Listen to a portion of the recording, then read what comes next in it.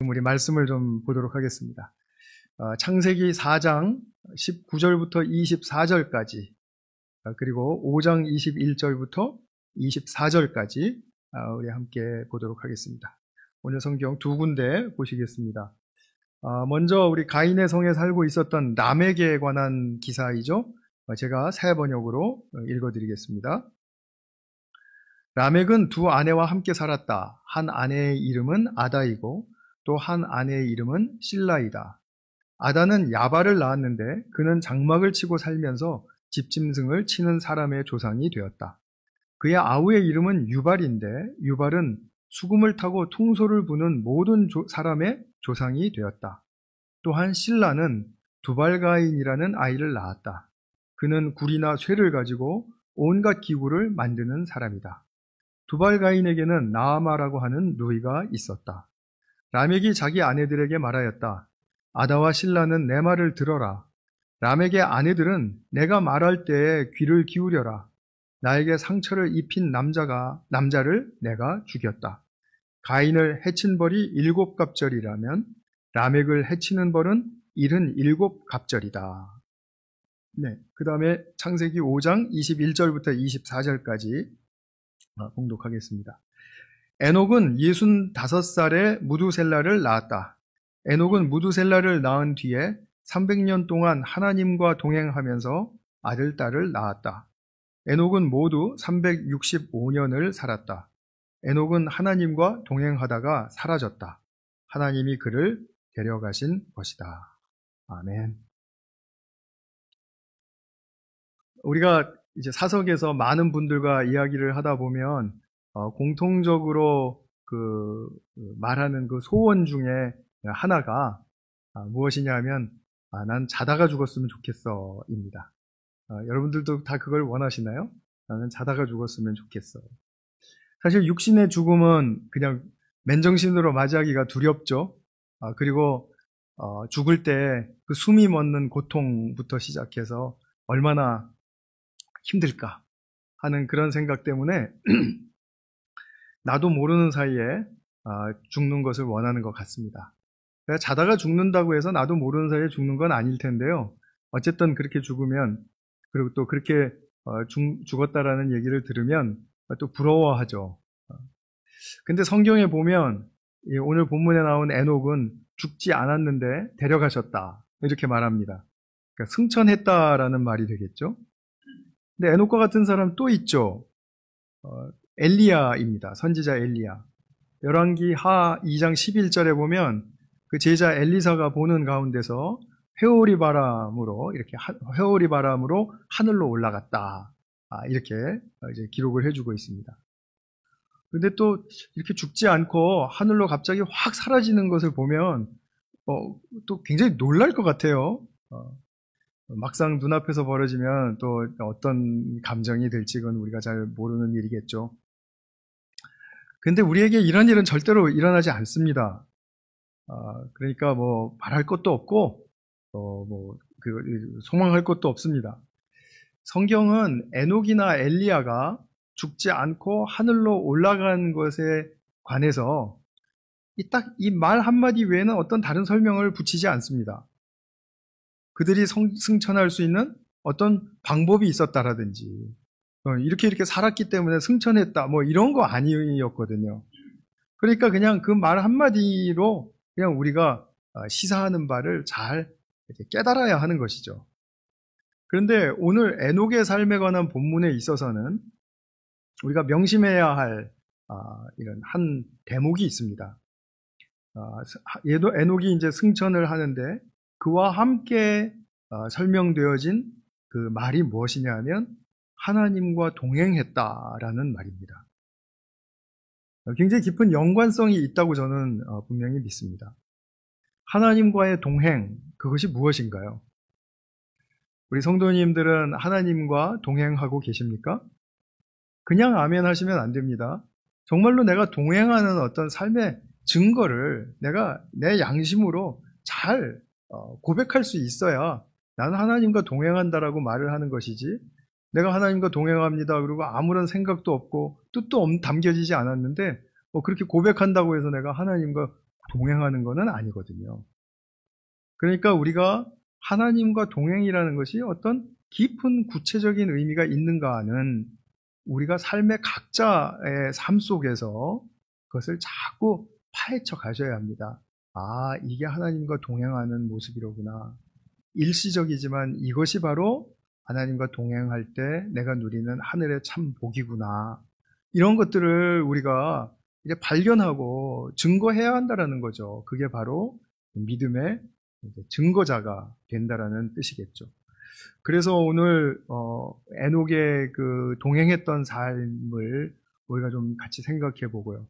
또 에녹의 삶과는 대조되었던 그 라멕의 삶도 한번 좀 살펴보는 시간을 갖도록 하겠습니다. 에녹의 삶의 배경, 삶의 그 역사 속에서 가지고 있는 그 배경을 우리가 좀 살펴볼 필요가 있는데, 그 에녹의 몇 대손, 이제 다 5대손 정도 되나요? 이제 아담과 하와가 이제 그 인류의 첫 조상인데, 그때로부터 우리가 에녹을 좀 생각해 보는 것은 참 중요하다고 생각합니다. 아담과 하와는 이제 처음으로 낳았던 두 아들을 다 잃어버렸습니다. 아벨은 그 형 가인에게 죽임을 당했죠. 그래서 잃었고, 가인은 범죄 후에 자기 뜻대로 자기의 삶을 이제 추구했죠. 그래서 방황하고 또 유리하다가 자기 성을 짓고 정착했죠. 그래서 또 가인은 또 그런 의미에서 자식으로서 잃어버렸습니다. 그리고 가인은 그 성 이름을 자기 아들 이름을 따서 에녹성이다 이렇게 붙였는데, 오늘 본문에 나온 에녹과는 동명이인입니다. 다른 사람이죠. 이 가인의 성에서 태어난 후예들은 세상을 주도하면서 또 이제 뭔가 판을 치는 사람들이 되었습니다. 문명과 기술을 이제 발전시키는 자들이고요. 또 사람을 감동시키는 또 이런 예술을 하는 사람들이고요. 그래서 세상의 힘을 거머쥔 사람들이 되어버린 거죠. 그런데 중요한 것은 아담과 하와는 이 가인과 가인의 후예들에게 하나님의 소망을 걸지 않았다라는 것입니다. 그리고 이제 둘이 동침해서 아들을 낳았는데, 다른 아들을 낳았죠. 셋이라는 이름을 가진 아들이었습니다. 그 아들이 하나님이 나에게 주신 다른 씨다 라고 이렇게 고백을 했습니다. 그 말은 뭐냐면, 창세기 3장 15절에 보면 하나님께서 여자의 후손이 뱀의 후손과 싸워서 이길 것이다 라는 말씀을 하셨죠. 근데 그 하와는 그 나의, 여자라는 이제 하와를 지칭하는 말이니까 나의 후손이 가인과 가인의 후예일 수는 없다라고 분명하게 알게 된 것이죠. 그리고 다른 씨를 주셨는데 그것은 바로 셋을 통해서 하나님께서 이어가는 어떤 그 여자의 후손의 계보가 되는 것이다 라고 그렇게 믿었던 것입니다. 그러니까 하와의 믿음은 아들 둘을 잃고 나서 더 말하자면 그 아들 둘에 대한 연민이나 애착을 싹 이제 극복하고, 그리고 다른 아들을 통해서 하나님의 역사를 이어간다라는 그런 믿음과 그리고 끈기를 가졌던 것입니다. 그래서 믿음의 아들로 태어난 셋도 이제 또 결혼을 해서 에노스라는 이제 아들을 낳았는데, 이 에노스가 세상에서 이제 장성해서 살아갈 때쯤 해서 이 세상에 한 사람의 경건이 아닌 여러 무리들이 모여서 하나님을 찬양하고 하나님의 이름을 높여드리고 또 하나님을 의지하는 그런 예배의 풍토가 세워지게 되었습니다. 그래서 4장 26절에 보면 이제 4장 끝부분이죠. 그때 비로소 사람들이 주님의 이름을 불러 예배하기 시작했다라고 말합니다. 다시 말하면 아담과 하와의 출애굽 후에 하나님을 높이는 예배와 기도의 부흥이 일어난 것이죠. 아주 소중한 때가 일어난 것입니다. 그리고 나서 이제 5장으로 들어오게 되면 5장은 이 셋의 자손들의 족보를 말해주고 있습니다. 근데 성경에서 이제 족보는 특별히 이제 창세기의 족보가 10개나 나와요. 그런데 이 족보마다 말해주고 싶은 바가 있습니다. 단순히 연대기적으로 그 사람들의 이름을 열거해서 한 사람도 빠짐없이 거기에 기록하고 뭐 이런 목적이 아니고요.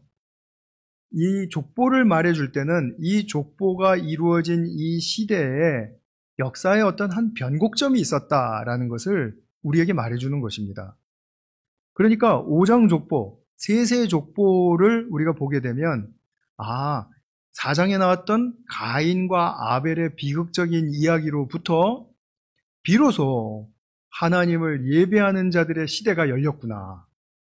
영적 부흥의 시대가 열렸구나. 이것을 우리가 알 수 있게끔 말해주고 싶은 것입니다. 그래서 아담 이후로 이제 7대가 흘렀을 때 에녹이라는 오늘 성경 이제 본문에 나오는 그 에녹이 나왔습니다.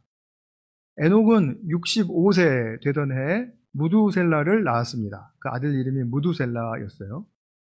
근데 흥미로운 사실은 이 세세 족보 통틀어서 에녹이 산 시기를 보면 365세로 살았는데 지금 우리가 생각하기엔 굉장히 긴 시간을 산 것이지만 그 중에서는 가장 짧게 산 사람이었습니다. 한 3분의 1 정도밖에 못 산 사람이었어요. 그러니까 요즘 말로 하면 굉장히 단명한 사람이었습니다. 근데 무두셀라는 그 아들은 969세로까지 살았는데 세상에서 이 사람은 또 가장 오래 산 사람입니다. 역사의 기록 중에 무두셀라보다 더 오래 산 사람은 없습니다. 그리고 에녹은 그런데 이 무두셀라를 낳으면서 또 기르면서 어떤 특별한 영적 도전이 있었던 것 같아요. 왜냐하면 무두셀라라는 이름이 가진 그 뜻 때문에 그렇습니다. 무두셀라라는 이름은 그 투창의 사람이라는 뜻입니다. 직역하면 투창, 던지는 창 있죠. 창을 던지는 사람이라는 뜻인데, 이제 이것이 이제 직역을 한 바로 그 의미로부터 이제 점점 더 의미가 이제 좀, 무두셀라가 살아가면서 이제 의미가 깊어지는 것이죠. 그가 던지긴 던지는데 무엇을 던지느냐 이것입니다. 근데 거기에 대해서 또 의미가 더 확장이 되어서 그가 죽을 때 그것을 보내리라 라는 그런 뜻을 이제 담게 되었습니다. 그래서 무두셀라가 죽을 때 그것을 보내리라 라는 그런 뜻으로 이제 그 무두셀라라는 이름이 형성이 되었는데 그러면 그가 죽을 때 무엇을 보내느냐라는 거죠. 이 질문이 에녹에게 깊은 도전이 되었을 겁니다. 내가 사랑하는 아들, 이 아들이 생을 다하고 죽는 그때 도대체 무엇이 보내지는가? 근데 그 당시의 배경을 좀 생각해 보실 필요가 있습니다. 하나님의 예배자들이 이제 부흥을 이루었죠. 그러나 반면 한편에서는 어떤 사람들이 있습니까? 가인의 후예들이 있습니다. 그래서 하나님의 예배자들과 가인의 후예들 사이에는 아마도 굉장히 첨예한 대립이 있었을 거예요. 가치관이 달랐을 것이고 안목이 달랐을 것이고 생활의 방식이 달랐잖아요. 그러니까 같이 섞일 수 없는 그런 대립이 있었을 겁니다. 그들이 사는 지역은 물론 달랐을 겁니다. 그러나 족보를 보면 알 수 있듯이 자손의 수가 번창하고 또 번창하고 있거든요. 그러니까 그 주어진 영역은 좁아질 수밖에 없죠, 상대적으로. 그러니까 계속해서 그들이 서로 영향을 끼치는 그 영향권 가운데 있을 때 갈등과 마찰을 이루었을 거다라고 생각하는 것은 그렇게 어려운 일이 아니죠. 근데 에녹은 이제 자기 아들을 기르면서 무두셀라야, 무두셀라야 맨날 이렇게 불렀을 거 아니에요. 그 이름을 거듭 부르는 가운데 이 아이의 이름이 이 아이가 죽을 때는 범상치 않은 무언가가 일어날 것인데 무엇일까 하면서 그 가인의 후예들과 마찰이 있고 갈등이 일어나는 그런 자꾸 이제 그 곤란에 빠지는 그런 그 현실을 비추어 봤을 때 어느 날 깨달을 수 있었을 것이라고 저는 믿습니다. 그러니까 무두셀라가 969세에 죽을 때, 즉 그의 손주 노아의 나이가 600살 때, 그죠? 창세기 7장에 보면 딱 나오는 말이죠. 그때 무엇이 일어났습니까? 홍수 심판이 일어났습니다. 그러니까 무두셀라가 죽는 해 노아가 600세 되던 해에 하나님께서 홍수를 이 땅에 보내주신 것이죠. 그것을 보내리라 라는 말을 무드셀라의 이름이 품고 있었는데 무엇을 보냈다고요? 그가 죽을 때 홍수를 보내셨다. 그러니까 에녹의 입장에서는 그 미래에 일어날 홍수 심판에 대해서는 구체적으로 잘 몰랐을지라도 계속해서 가인의 후예들과 이렇게 다른 가치관과 다른 안목과 다른 방식의 그 대립 속에서 살아가면서 아닌데 이 세상이 이 하나님의 예배자들의 중심이 아닌 하나님을 모르는 자들이 중심이 되어서 자꾸 이 창조의 목적에 역행하면 하나님은 분명히 보응하시는 무엇을 일으키실 텐데 이렇게 예감했을 것이라는 것입니다. 우리도 그렇지 않습니까? 자꾸 악한 일이 벌어지고 그 악한 일을 인정하지 못하고 그리고 그것으로 말미암아 더 좋은 일로 좀 반전하는 기회가 있으면 좋겠는데 그렇게 되지 못할 때 이거 아닌데 이러다가 이런 생각 들지 않으세요? 그건 사람들에게 들어오는 생각이죠. 특별히 하나님을 의식하고 하나님을 예배하는 자들에게는 그런 생각이 충분히 들어올 수 있죠. 그래서 에녹에게는 이 자기 삶을 살아가면서 신앙에 있어서 이게 굉장히 큰 이슈가 되었을 것이라고 우리는 충분히 추측을 해볼 수가 있습니다. 그런데 에녹은 이것을 두려워하면서만 산 사람이 아니고 하나님과 교제를 이룬 사람이었거든요. 그러니까 하나님과 동행했던 사람이었다 이렇게 표현될 수 있었다는 것입니다. 그가 하나님과 교제하고 동행하면서 발견한 것은 무엇이었을까요? 오직 심판에 대한 두려움 그것이었을까요? 아니죠. 매일매일의 삶 속에서 자신을 찾아오셔서 자신을 평강을 주시고 위로를 주시고 또 힘을 더해 주시는 그분의 자비와 사랑이 이것이 바로 하나님이 나를 다스리시는 방법이고 이것이 바로 세상을 다스리고 싶으신 방법인데 이러한 하나님의 원하시는 사랑과 자비의 방식으로 얼마나 더 다스리고 싶으실까를 생각하고 그것을 위해서 그래서 기도하고 그것을 갈망하는 그러한 삶이 되었겠죠. 그래서 그는 무엇보다도 늘 주님과 함께 하기를 사모하는 삶을 살았을 것입니다. 늘 주님과 함께하는 삶, 동행하는 삶을 살기를 사모한다라는 말은 구체적으로 제가 조금 몇 가지로 말씀을 좀 드려보겠습니다.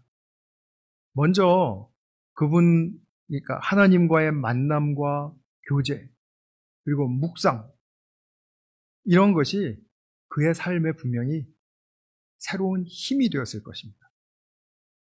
그냥 만나고 말고요. 묵상하고 말고 나 큐티 했다.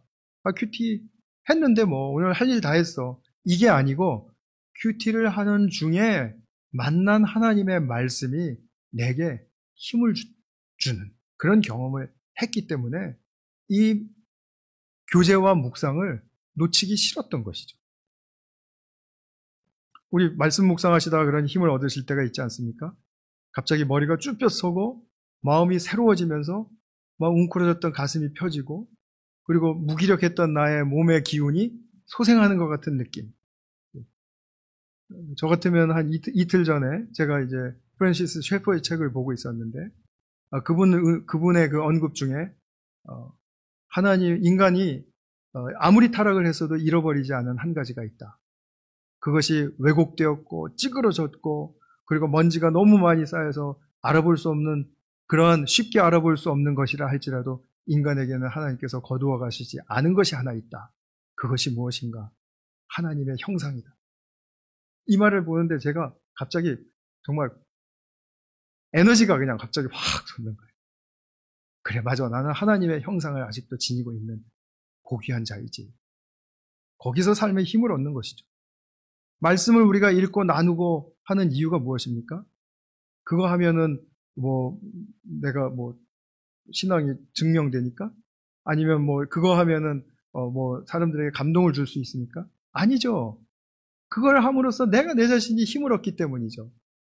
그래서 제가 창세기 3장 이제부터 11장까지 이렇게 묵상 나눔을 하시는 중에 이제 자기의 나눔을 올리신 분들이 있었습니다. 많이 있었는데 그런 분들에게 권면하는 것은 자신이 올리신 글을 자꾸 읽어보십시오.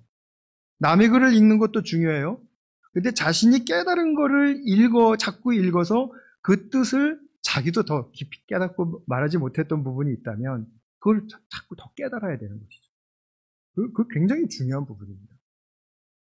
이 세상의 교육 방식에서는 말하지 않는 방식이죠. 자, 하나님과 교제하고 묵상하고 동행한다는 것의 두 번째 의미는 무엇이냐면 어떤 일이든지 간에 그분이 사랑과 자비로 나를 다스리신다는 것을 확신하기 때문에 그의 인도하심을 믿고 나를 의탁하는 것입니다. 그래서 나의 오늘의 삶을 내가 주님께 완전히 의탁합니다. 그리고 나는 염려 대신 평강의 힘이 있습니다를 고백하면서 사는 것입니다. 첫 번째는 뭐라고요? 묵상하면서 삶의 힘을 얻었다. 두 번째로는 자기의 삶을 다스리시는 그 하나님의 사랑과 자비를 확신하기 때문에 앞으로의 인생에 있어서도 인도하심을 믿고 그리고 충분히 의탁한다. 그 의탁의 믿음이 생기는 것입니다.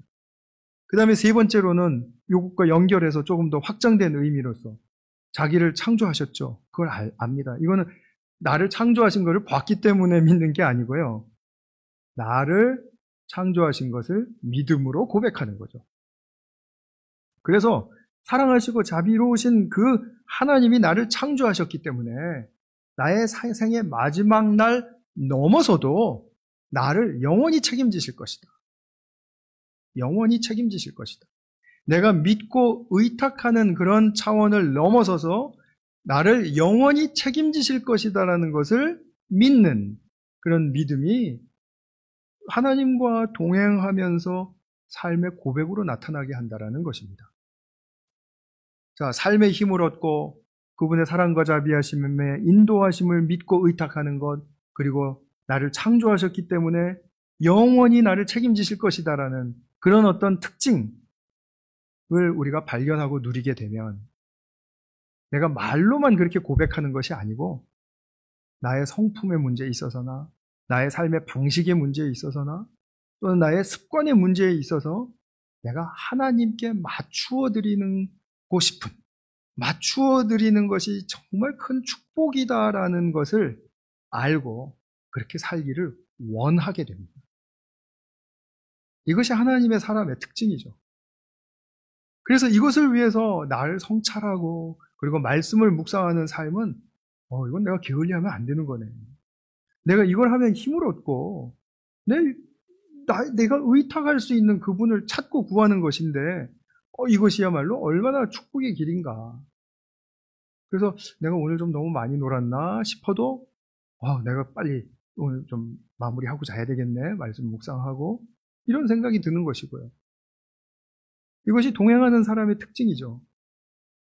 그러나 반면에 보이지 않는 하나님을 생각조차도 가끔은 하겠지만 생각조차 별로 해도 하지도 않고 생각을 해도 그냥 생각이 났다 이 정도로 하는 사람은 에녹과 같은 삶이 무슨 의미가 있겠냐 이렇게 묻고 싶겠죠.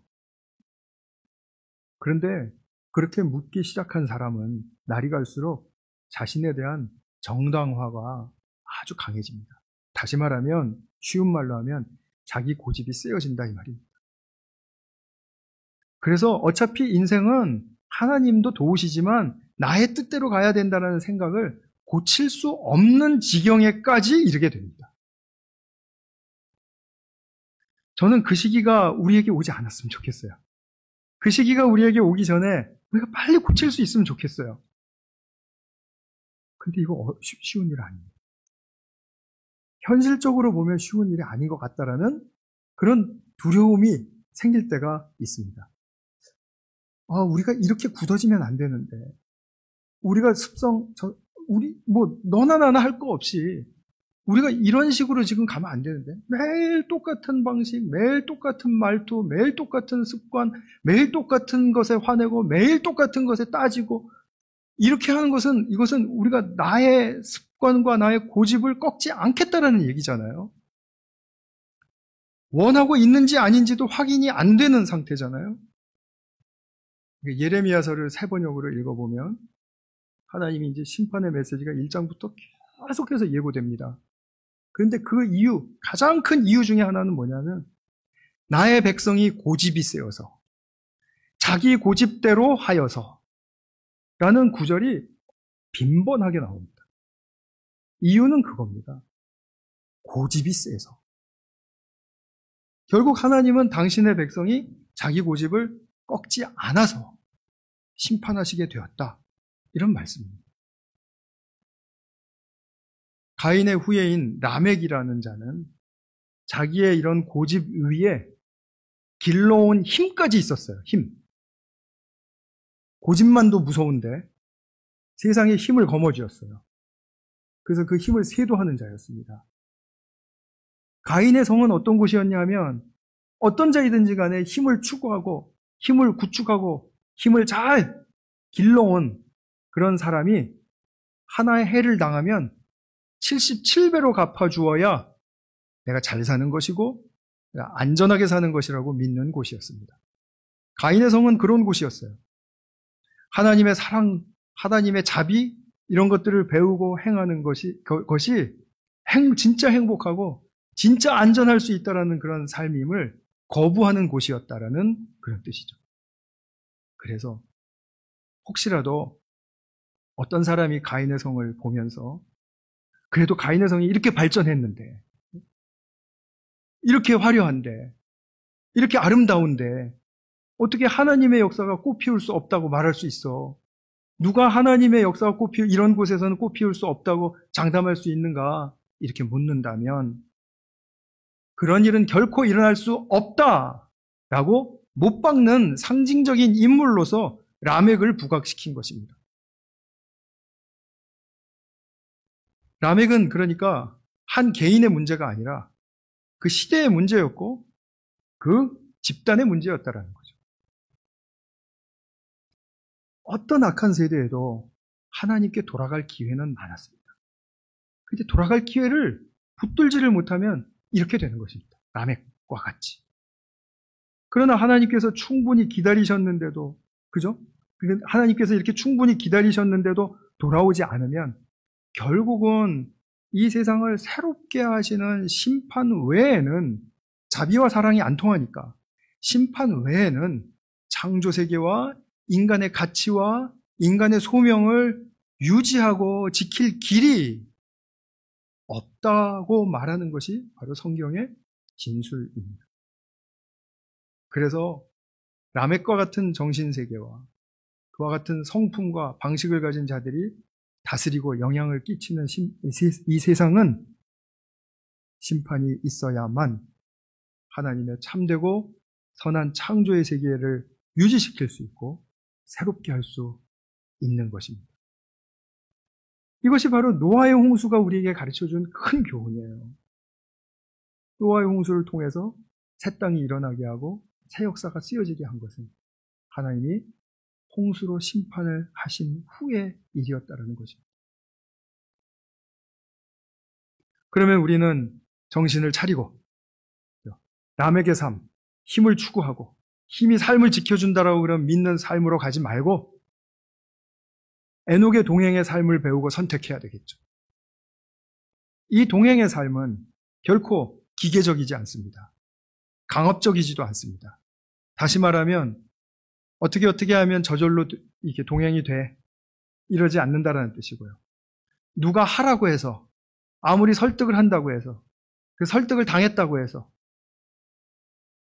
되는 일은 아니라는 것입니다. 자원하는 삶이 필요해요. 자신의 100% 자원이 필요해요. 자발적인 심령이 필요한 것입니다. 언제나 하나님이 원하시는 삶은 자발적입니다. 제 주변에는 테니스를 좋아하시는 분들, 골프를 좋아하시는 분들, 또 여행을 좋아하시는 분들, 또 음식을 좋아하시고, 또 쇼핑을 좋아하시고, 기타 등등 많은 것들을 좋아하는 분들을 비범치 않게, 그죠? 일상 속에서 많이 만납니다. 근데 그분들의 그 열정이 식지를 않아요. 테니스, 골프, 뭐 이런 거 열정이 식지를 않아요. 근데 그거 어떻게 한번 해놓으면은 그렇게 열정이 식지 않는 방법이 있을까요? 없습니다. 날마다 자원하는 심령인 것입니다. 그러면 또 누가 하라 그래서 그렇게 할 수 있나요? 누가 하라고 했는데 비가 막 쏟아지고 난 다음에 그쳤으니까 우리 테니스 치자고 전화할 수 있을까요? 누가 하라고 하면 그거 못하죠. 제가 이렇게 하는 분들을 지금 비판하려고 하는 게 전혀 아닙니다. 자원하는 심령이 얼마나 중요한가를 제가 지금 설명드리고 싶어서 지금 이 말씀을 드리는 거예요.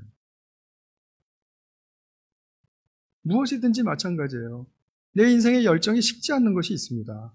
근데 가만히 생각해보면 그걸 내가 굉장히 원하고 있다라는 거죠. 자원하고 있어요. 하나님은 그와 같은 자원하는 방식으로 하나님과 동행하기를 원하세요. 제가 저의 인생을 이렇게 좀 뒤를 돌아봐도요, 하나님 정말 저의 수준을 모르시고 너무 자발적인 의사를 존중해 주신 것 같아요. 그래서 뭔가 부족한 결정을 내렸어도, 제가 좀 잘못된 행동을 했어도 하나님 계속해서 제가 성찰하고 묵상하고 기도하면서 깨우치고 돌아올 때까지 너무너무 기다려 주시는 거예요. 지금도 또 저는 그런 과정을 겪고 있습니다. 그러면은 제가 마땅히 이러한 하나님에 대해서 감사하고, 그리고 이렇게 하나님이 나를 사랑하시고 기다려 주신다라는 그것에 내가 반응하는 길은, 그러니까 하나님이 그래 하라고 했으니까 내가 한다. 또는 뭐 내가 이렇게 조금 더 잘하면은 뭐 학교에서 점수 높게 받듯이 하나님이 나를 더 인정해 주셔서 뭐 괜찮다고 상세해 주시겠지. 이러한 심보가 아니라, 나의 인생에 있어서 성찰이 얼마나 중요한가. 나의 인생에 있어서 묵상과 기도가 얼마나 중요한가. 나의 인생에 있어서 약한 자들을 돌보고 그들을 위해서 기도하고 섬기는 것은 얼마나 중요한가. 이런 것들이 자꾸 마음에 새겨지면서 자발적으로 변화되기를 하나님 기다리고 계신다는 것입니다. 우리가 교회에서 주님과 동행하는 삶을 배울 때 공식이 있는 것 아니죠? 학교에서 배우는 것처럼 어떤 터득해서 되는 것도 아니고요. 선생님이 시켜서 되는 것도 아니고, 그 말을 그대로 옮겨온다면 목사나 누가 시켜서 되는 것도 아니고요. 높은 점수를 기대하고 하는 것도 아니고요. 아무 부질없는 것들이죠. 그렇게 한다면. 근데 만약에 그런 식으로라도 해서 교회 생활을 해야 되지 않느냐, 이렇게 해서 자꾸 그런 배우는 것처럼, 시켜서 해야 되는 것처럼, 점수를 매기는 것처럼 이렇게 해서 교회 생활을 하면 교회 생활에서 배우는 신앙생활의 의미, 핵심이 어디에 있느냐라는 것입니다. 그러면 교회는 또 다른 하나의 세속기관이 되는 거죠. 이건 정말 우리 영적인 자존심이 상하는 일입니다. 결코 그것을 따라할 수가 없거든요. 자원하는 심령. 그래서 제가 우리 교회 영적 안내방 거기에다가 전부 다 들어오신 김에 성경 공부하고 묵상 나눔하고 그래서 그 전체에다가 제가 그것을 진행하지 않고 따로 자원하시는 분들 모아서 같이 고방에서 하는 그러한 그것을 제가 진행하는 이유는 적어도 시작할 때 나는 자원했다라는 그 자부심을 드리고 싶어서예요. 목동님들은 죄송합니다. 제가 목동님들을 강제로 초청했습니다. 근데 목동님들은 다 자원하실 것 같아요. 그런데 자원해서 들어오시고 난 다음에도 뭔가 힘든 일이 있고 또 마음에 열정이 식고 하면 또 사그러듭니다. 그건 제가 얼마든지 이해해요. 얼마든지 이해해요. 그것이 잘못된 게 아니에요. 처음에 자원하고 시작을 못한 것이 첫 단추를 못 끼운 거예요. 우리가 하나님과 동행한다고 할 때 얼마나 철저하게 기억해야 할 것이 무엇이냐 하면 하나님이 내가 자원하는 것을 너무 기뻐하신다. 나는 그 하나님의 기쁨에 동참하고 싶다. 이것입니다.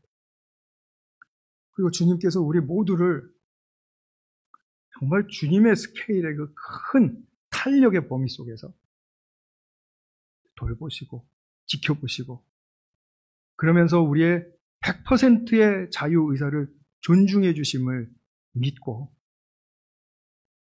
우리가 자원하면서 사는 것입니다.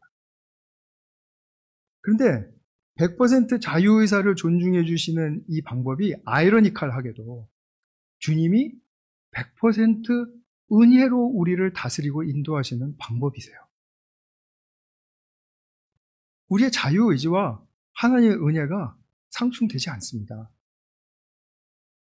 100% 자유의사가 발휘될 때 100% 은혜로 우리를 인도하신다는 사실을 발견하고 확신하게 됩니다. 어떻게 아느냐고요? 내가 자원해서 나의 자유의사 결정을 했고 그리고 주님 물론 도와주시라고 기도했죠.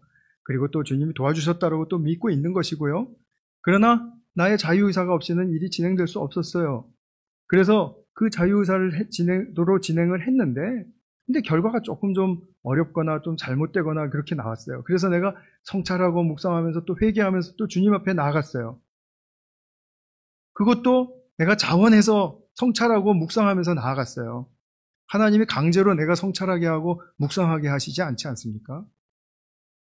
그렇게 나갔을 때 자발적인 결단과 그런 행동의 과정 속에서만 내가 얻는 축복이 있을 때 그 축복이 이건 진짜 하늘의 축복이다라는 것을 믿게 돼요. 우리는 대부분 우리에게 좋은 일이 생기면 이거 내가 기도하긴 했는데 하나님이 주신 축복 맞아? 아니야, 이거 우연히 세상에서도 살다 보면 이런 축복이 일어나는 거 아니야? 믿지 않는 사람들도 이런 축복 받잖아. 그러면 도대체 뭐예요? 하나님이 주신 축복과 이 세상에서 주는 축복이 뒤섞였습니까?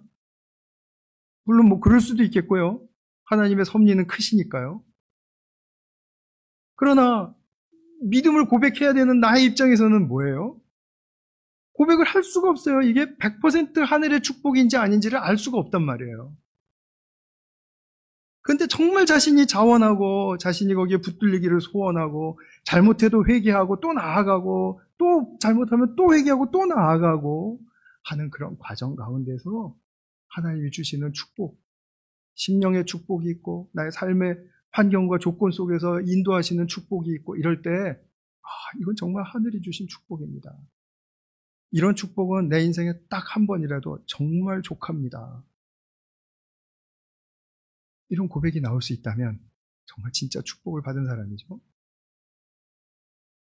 자원하는 신앙생활을 위해서 제가 마지막으로 드리고 싶은 가이드는 우리 교회에서 늘 강조하는 주님과 주시는 매일의 말씀 속에서 하나님과 나와 하나님의 창조 세계를 묵상하는 것입니다.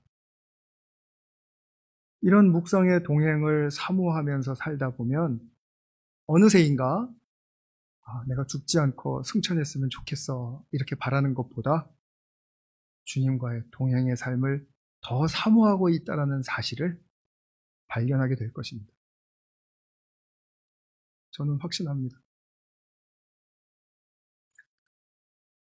이 정도 주님과 동행을 사모하는 사람이라면 에녹의 동행의 삶 그리고 그가 승천해서 하나님 곁으로 데려가심을 받게 된 그것이 어떻게 이어지는 축복인지를 알 수 있지 않을까요?